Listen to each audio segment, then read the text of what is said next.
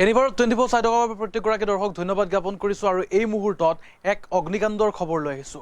মৰাণত ভয়ংকৰ অগ্নিকাণ্ডৰ ঘটনা সংঘটিত হৈছে আৰু জুইত জাগল প্ৰায় 4 লক্ষাধিক টকাৰ হা সম্পত্তি আৰু মৰাণত সংঘটিত হৈছে এই ভয়ংকৰ অগ্নিকাণ্ডৰ ঘটনা। মৰাণৰ ফাটিকাছোৱা বৰবাম গাঁৱত সংঘটিত হৈছে ভয়ংকৰ অগ্নিকাণ্ড আৰু দীপালী চুতীয়া নামৰ মহিলাগৰাকীৰ ঘৰত লাগিল হঠাৎ জুই আৰু অগ্নিকাণ্ডত ভস্মীভূত হৈছে 4 লাখ টকাৰ হা সম্পত্তি। সম্পূৰ্ণৰূপে জুইত যায় এটা পাকঘৰ আৰু চাকিৰ পৰা জুইৰ সূত্ৰপাত হোৱাৰ সন্দেহ প্ৰকাশ কৰিছে। এই মুহূৰ্তত জনাইছো মৰাণৰ ফাটিকাছোৱা বৰবাম গাঁৱত সংঘটিত হৈছে এক ভয়ংকৰ অগ্নিকাণ্ডৰ ঘটনা আৰু দীপালী চুতীয়া নামৰ মহিলাগৰাকীৰ ঘৰত হঠাৎ লাগিল জুই। অগ্নিকাণ্ডত ভস্মীভূত হৈছে 4 লাখ টকাৰ হা সম্পত্তি আৰু সম্পূৰ্ণৰূপে জুইত জাগ হৈছে এটা পাকঘৰ আৰু চাকিৰ পৰা জুইৰ সূত্ৰপাত হোৱাৰ সন্দেহ প্ৰকাশ কৰিছে। এই মুহূৰ্তত জনাইছো মৰাণৰ ফাটিকাছোৱা বৰবাম গাঁৱত সংঘটিত হৈছে ভয়ংকৰ অগ্নিকাণ্ড আৰু দীপালী চুতীয়া নামৰ মহিলাগৰাকীৰ ঘৰত হঠাৎ লাগিল জুই আৰু অগ্নিকাণ্ডত ভস্মীভূত হৈছে প্ৰায় 4 লাখ টকাৰ হা সম্পত্তি আৰু সম্পূৰ্ণৰূপে জুইত জাগ হৈছে এটা পাকঘৰ আৰু চাকিৰ পৰা জুইৰ সূত্ৰপাত হোৱা বুলি সন্দেহ প্ৰকাশ কৰিছে স্থানীয় ৰাইজে লগতে দীপালী চুতীয়া নামৰ মহিলাগৰাকী। আমাৰ হাতত মন্তব্য আছে।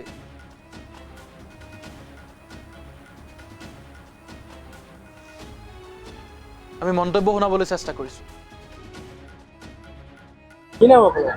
দীপালী চুতীয়া, কোন গাঁৱত? ফাটিকাছোৱা বৰবাম। কেনেকে জুই লাগিল? কেনেকৈ চাকি জ্বলোৱা হৈছিলে, আজি নতুন পাত ছিঙা হৈছিলে।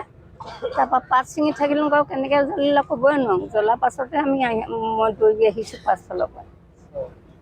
কোনে বচালে? কেনেকে জুই লাগিল? এই মই চিঞৰি আহিলোঁ আকৌ সেই ল'ৰাখিনিয়ে বচালে আকৌ পানী ঢালি পিনে।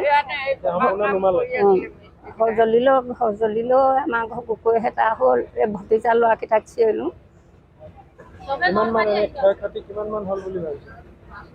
জানো কিমান হ'ল, মোক পাকঘৰলৈ যাবলৈ নাই যে। মই ইয়াতে বহি আছিলো দোকানত, তাৰ পৰা ভিতৰত কিবা গোন্ধ মাৰিছে, কিবা দেৰিছে বুলি ভাবিছিলো। বাহঁতক চিঞৰিছিলো, বায়ে ঘৰত নাছিলে, তাহাঁতৰ বৌহঁতৰ ঘৰত আছিলেগে। তাৰ পৰা কি ধোঁৱা ওলাইছে বুলি পিছফালে গৈছিলো, পিছফালে যাওঁতে দেখিছো ঘৰ জ্বলিছে। আহি ভিতৰত দৰ্জাখন খুলি সোমাই গৈছো, গোটেই ঘৰ জ্বলিছে। পিছফালে পাকঘৰ গোটেই জ্বলি এদাই। তাৰপিছত আহিলো, মই চিঞৰিলো গোটেইখনক। আহি ওচৰৰ দাদাহঁতে আহি গোটেইখনে আহি সহায় কৰিলে, সৰু ডাঙৰ সকলোৱে সহায় কৰি ইমানখিনি মানে। কি জ্বলিলে? এই প্ৰায় 2 মান বজাত বুলি কৈছে ঘটনাটো। আৰু আজি তেখেতসকলে পাত ছিঙা আৰম্ভণি কৰিছিলে, সেইকাৰণে চাগে অলপ নিয়ম কানুন কৰিছিলে, চাকি তাকি জ্বলাই ভগৱানক অৰ্পণ কৰিছিলে। হঠাৎ লাগে আৰু ওচৰৰ পাজৰৰ পৰা মানুহবিলাকে দেখে আৰু ওচৰৰ পৰা স্থানীয় ৰাইজে আহি তৎক্ষণাত জুইকুৰা নুমাবলৈ সক্ষম হয় আৰু বাকী মেইন ঘৰটো বাচি যায়।